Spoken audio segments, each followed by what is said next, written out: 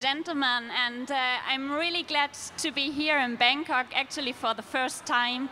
And well, as you can see, here's the second chair on the stage, and I brought you a little surprise, another German expert. Actually, as this is a great startup fair, we somehow imported a German startup also to Bangkok, and may I ask Lutz Hase from Berlin also to come to the stage and join me.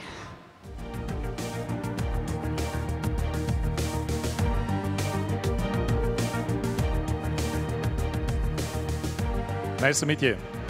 Thanks for having me. So maybe you're asking yourselves why two Germans are sitting here on the stage by now.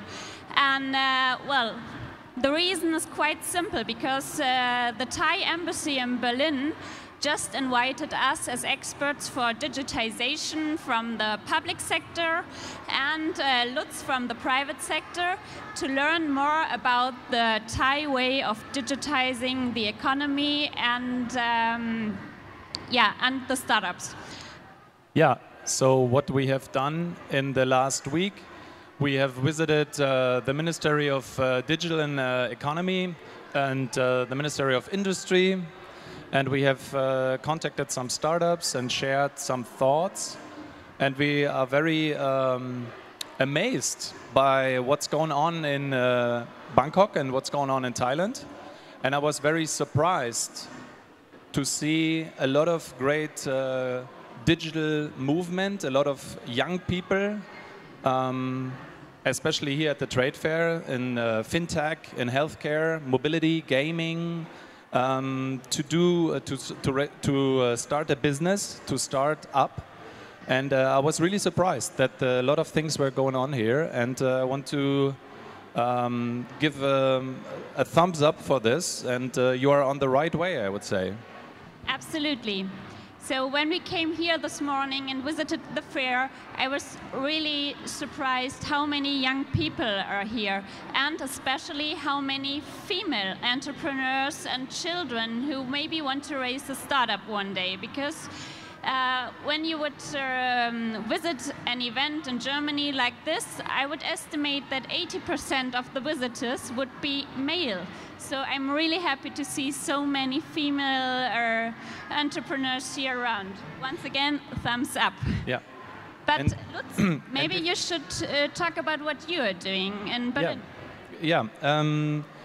So before that, I encourage you to also ask questions if you have questions about Germany, the startup scene, about raising a business in Germany, or if you raise a business in Thailand and you need some support, you need ideas, please raise your questions and ask us whatever you want. So we are here to have a conversation.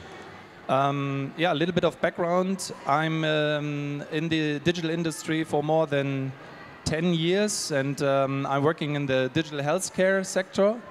So that means we help companies like Bayer or Roche or Thermo Fisher, Pfizer to digitally transform their business.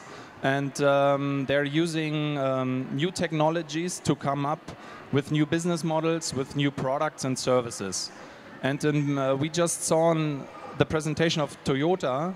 And for example, in Berlin, we have also a scooter, an electronic scooter sharing, which works the same way this person described. And the scooter is a Gogoro, so it is from Taiwan.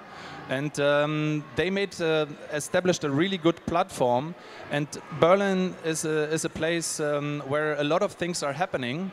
And what I can see is that you are now in the same position, and you can do a lot of great things there and add value to your city and to your ecosystem and create new businesses and new business models through digital technology.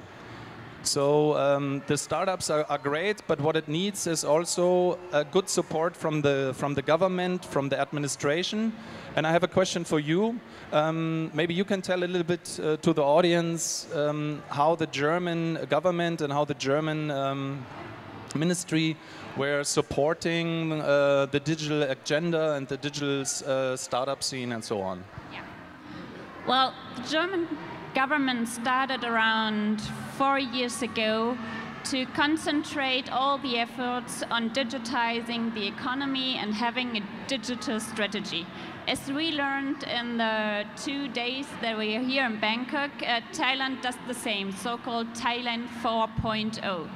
So Germany by now is quite famous for something quite similar that's called Industry 4.0.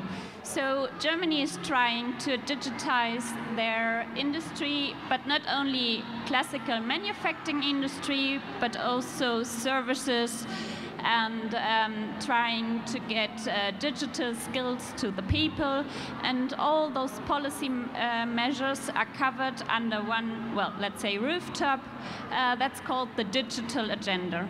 And one important part for our ministry, the Ministry of Economic Affairs, is the digitizing of the economy. So 2 main pillars we are having there is a platform called Industry 4.0.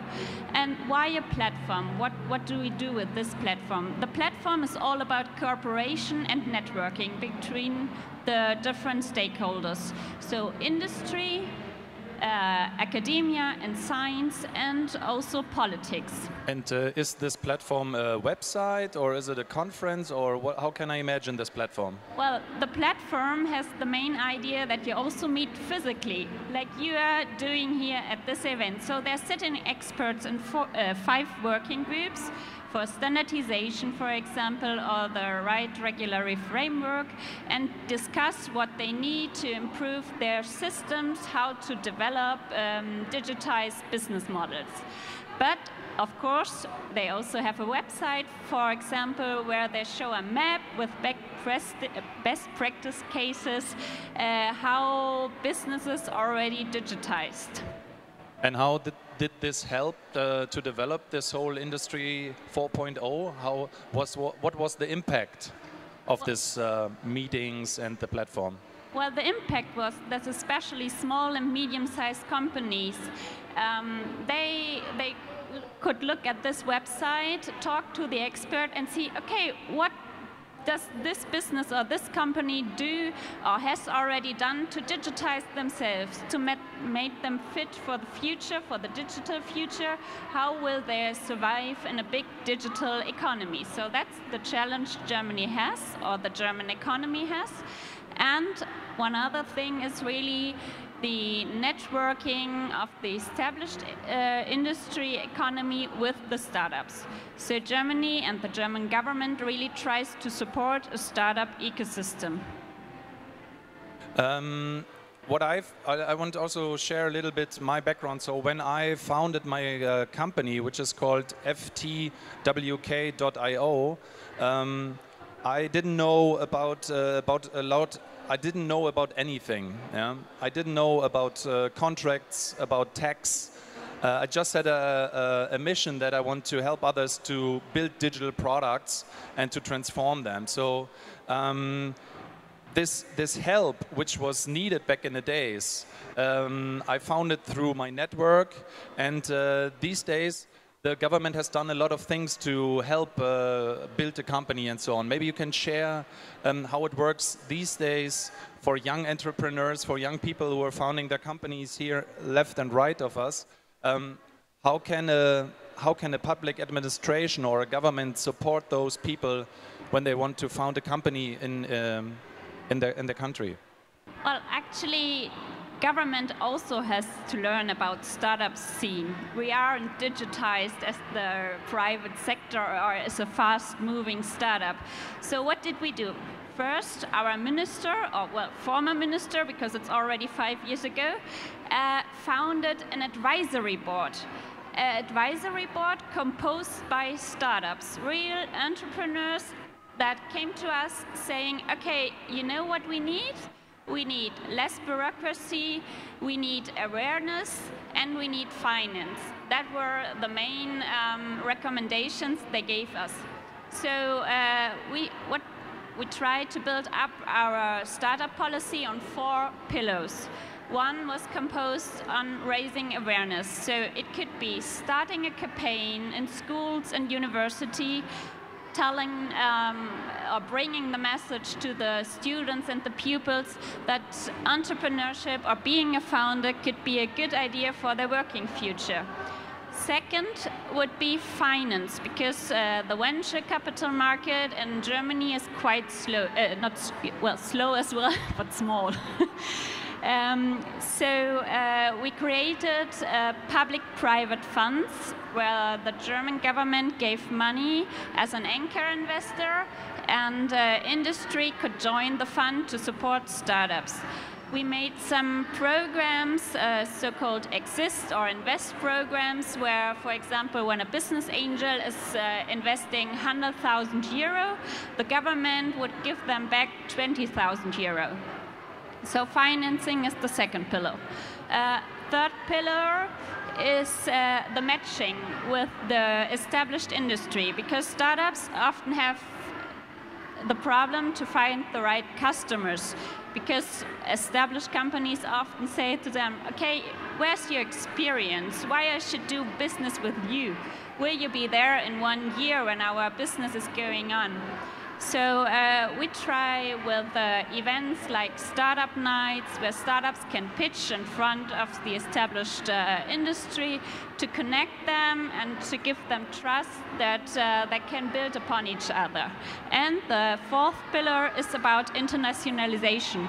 So how can we help German startups to bring them to foreign countries, to conquer new markets, for example in Asia or as well as in the US? So a possibility could be create accelerators in foreign countries, or to create exchange programs where startups from different countries can exchange. And maybe Lutz, you can say what helped you. Yeah, so what really helped me, because so the thing is, an ecosystem, a lot of people talk about ecosystems, but what is it? And I think an ecosystem develops over the years. So there are maybe some companies around here in Thailand who will be very successful, but there are maybe just 2 or 3 or 5 in the whole digital world. And those companies are kind of lighthouse projects. And if they make an exit, for example, or they could sell their company, the people who sold it and made a decent amount of money, they are investing the money again. And from this, they're investing into new startups, into interesting concepts and interesting challenges. And from that, a whole scene is growing, and it gets more and more and more. And that was also the same story in Berlin. So it started in 2009 or 2010, which is just 8 years ago. There was no digital scene before. And then it started there. And we had a great exit of one company, and the founders invested into other one, and then from that it grows. And now I'm also in a lucky position to invest some money into smaller startups.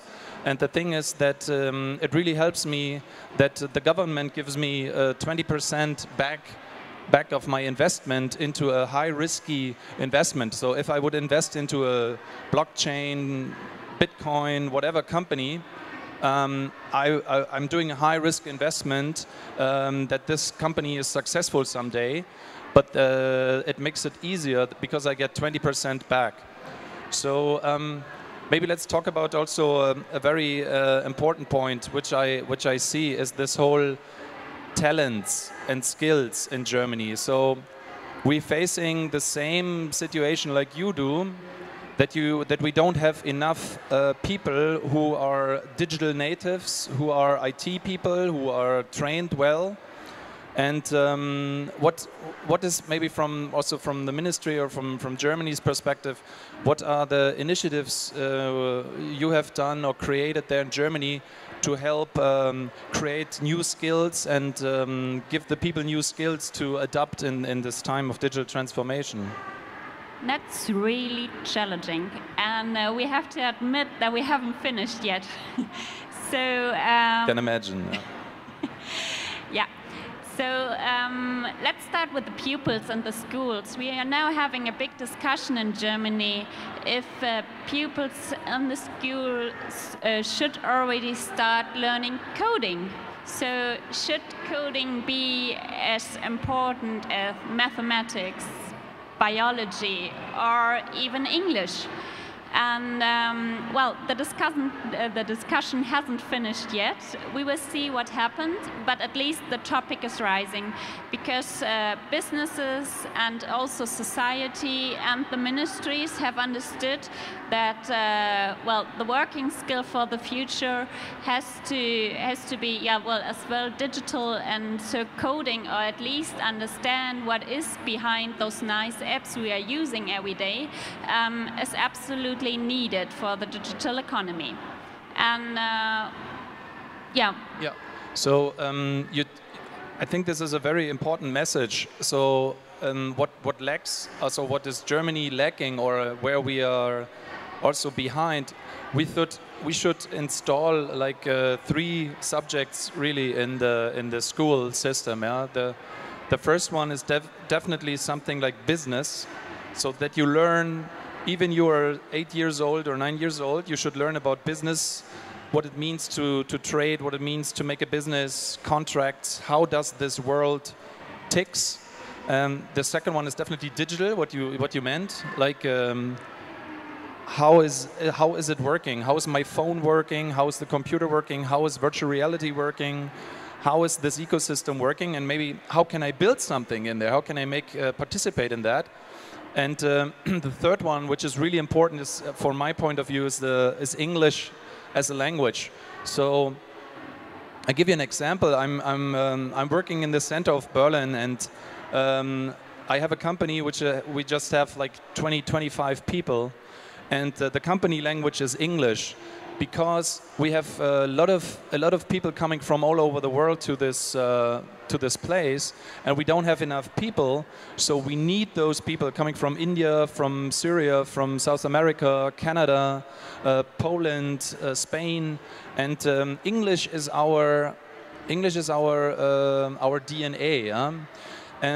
But here comes my next question. So those people, when they come to Germany, and they are experts, for example, in coding, or they're an expert in design, or they're expert in some research methodology or whatever. It was really tough for me to hire those people, yeah, to get a work permit to them, to have a what is it called, Erlaubnis, eine Aufenthaltserlaubnis. The right to stay in Germany somehow. So what has changed? Because something has changed, I'm happy to say. What has changed, or what has Germany done to open up the economy and open up the labor market? Maybe you can share a little bit. And before you answer, please, if you have a question, just raise your hand and ask me. Don't be shy. We are here for a conversation. So there are also microphones somewhere. Yes, so what has Germany done, and especially Berlin, because Berlin had the great chance to be an open, creative space with a low cost of living, with an international scene that rised up. And Berlin especially became quite international. So local authorities started to speak English. That's more or less... that was amazing, yeah. Impossible before. So we started to be more open-minded, and as Germany is a part of the European Union introduced a so-called blue card. This blue card helps high potentials to immigrate to the European Union, not only to Germany, and to make it possible to work for them and to work in startups. And we also local communities like Berlin, but also Munich or Hamburg, so the big hotspot where also a lot of universities are, try to create like single point of contacts where experts or students from abroad can come to get all the information needed, and being part of a creative startup ecosystem. And so Lutz, could you think about having a startup here in Thailand or Bangkok? That's a pretty good question. So I think, so why would I move to Thailand? I think, and why are a lot of people working, for example, in Indonesia or Southeast Asia? I think, first of all, it's a very nice way of living here. So you have a beautiful country, you have a very nice food, you have a very nice weather. So from someone coming from Berlin, and I don't know if someone ever was in Berlin or in Germany, it is very cold, yeah? Especially in the winter, it's fucking cold. And this is something which sounds maybe a bit funny, why people are moving there. But it is the reason, yeah? So people want to have a good life. And me, as someone working in the digital industry, or the digital healthcare industry, I can move. But what's still missing, I would say, the first point would be the language, I guess. I have seen a lot of great information on this fair trade here, but 80% was on Thai, and it was not on English, and I could not get into it. On something, I met a lot of people, very open-minded, friendly people, and then we came into conversation, but I could not snag. And that would be something which I would highly appreciate, to be somewhere supported and having more like English speaking opportunities.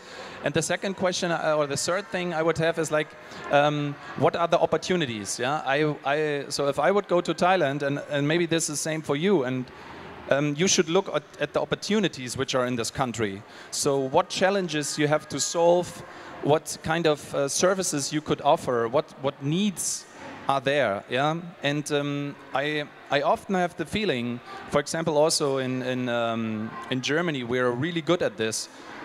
People building something, they build a product, they make something, they throw it on the market, and it fails. And then they ask, oh, why? It was so nice, and we did so much. Why did it fail? And I think this is the magic ingredient in digital, is empathy. And it's about understanding people in their environment and thinking about the journey of those people. For example, when they go to a hospital, when they're getting sick, or when they want to stay healthy. What is the journey? You have to observe the people, and from that you can find great opportunities these times. What is needed for them? Yeah. So what kind of things do they lack? And my tip is always, and I also said it to the ministry, that they should go there where the people are and ask them, what's the problem? What do you need?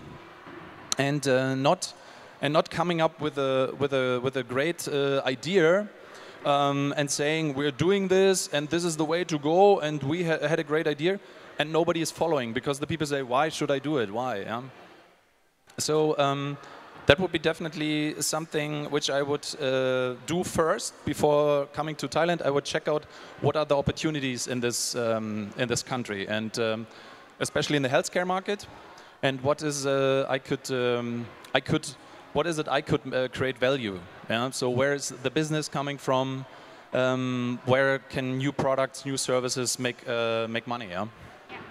So as we visited the fair, and also with the conversations we had in the last 2 days, we had the impression that digitizing agriculture would be a great opportunity for Thailand. So may I ask the audience, who has a startup or is dealing with agriculture here? Anyone? No one? Or any startup in general? Is there someone? ดร. Christina ฝากถามนะครับว่ามีท่านไหนมีสตาร์ทอัพไหมครับมีสตาร์ทอัพกันไหมครับท่านไหนมีธุรกิจสตาร์ทอัพ So you had a startup. Your startup is in Bangkok? No. ไม่ได้อยู่ But in Thailand? Also not. Then you're not really representative. มีท่านไหนที่มีธุรกิจสตาร์ทอัพกันอีกไหมครับมียกมือท่านหนึ่งทางด้านหลังโน้นครับ Anybody else? I believe there might be one in the back. Is she raising her hand? So what I want to know from this startup is actually, what do you think it needs, and what does it need in Thailand to grow a startup? Was there someone? Is there someone in the back?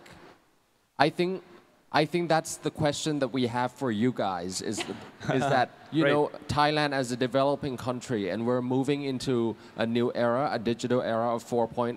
Like if you could maybe end with like a one suggestion of what you would give to a newer generation facing with the digital transformation, which is the theme of this event. You want to go first? Yeah, well, I would, well, I'm a civil servant, so, well, I'm not really in the position to advise something to an entrepreneur, but from the point of view and the experience we made the last days was connect. Not only connecting between the entrepreneurs and the businesses, but also connect with the government, because we talked to DEPE, for example. They have a nice exhibition over there. We talked to the Ministry of Industry, and I think they are really keen on learning about the startup ecosystem, about the needs you're having, and talk to them, give them some recommendations. Don't wait for them to come to you, come to them. That's also what we've learned from our government, or well, as part of the government. So startups came to us, asked for something, because the established industry that already have their association, they have a lot of contacts. So don't be shy. Come to them, ask for support, ask for advice, and I'm quite sure that they will support you and discuss with you. Right, that is a great advice. ก็เมื่อสักครู่นี้นะครับคุณคริสติน่าบอกว่าข้อแนะนำก็คือการสร้างความสัมพันธ์คือสัมพันธ์กันเองด้วยแล้วก็มีการสร้างความสัมพันธ์ที่ดีกับทางรัฐบาลด้วยคือสามารถที่จะเรียกร้องหรือว่าขอความช่วยเหลือนะครับเป็นการสื่อสารที่ดีต่อกันทางสตาร์ทอัพเองก็คือจะมีการสื่อสารที่ดีต่อกันด้วยแล้วระหว่างธุรกิจสตาร์ทอัพกับตัวรัฐบาลเองก็มีการสื่อสารที่ดีต่อกันเพราะว่าทุกคนเนี่ยพร้อมที่จะรับฟังแล้วก็ให้ความช่วยเหลือกันอยู่แล้ว And you sir any advice for the end? Yeah, so my advice is be fast. So don't wait too long and use the opportunities you have. Otherwise, someone else will use them. And we are in a global competition and everybody's competing with everyone. And the big players are already starting to be established. So be fast and take your local market and own your local market before someone else is owning the local market.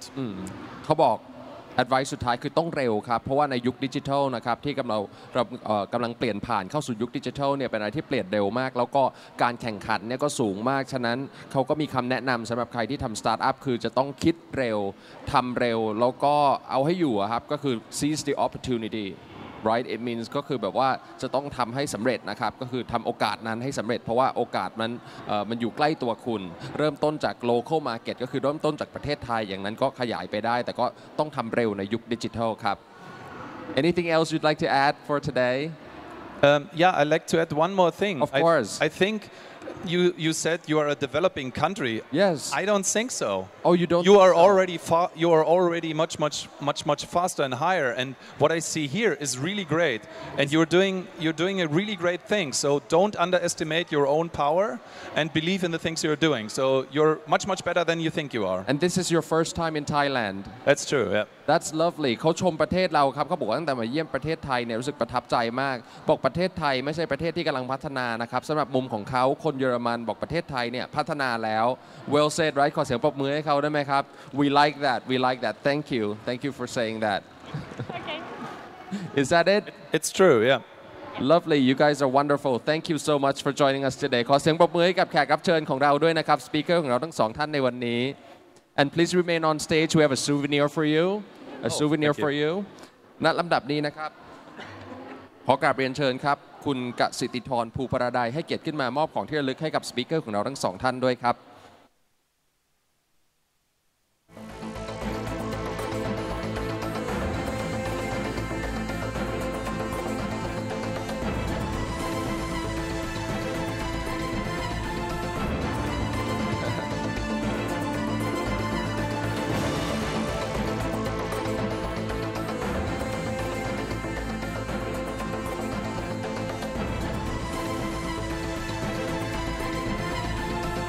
ขอเสียงปรบมือให้กับสปีกเกอร์ทั้งสองท่านของเราด้วยนะครับ Thank you very much for being here Thank you for joining us Welcome to Thailand Enjoy enjoy Thailand I hope you like it enjoy Thai food as well thank you for being here we hope to see you for the next 2 days as well นี่นะครับ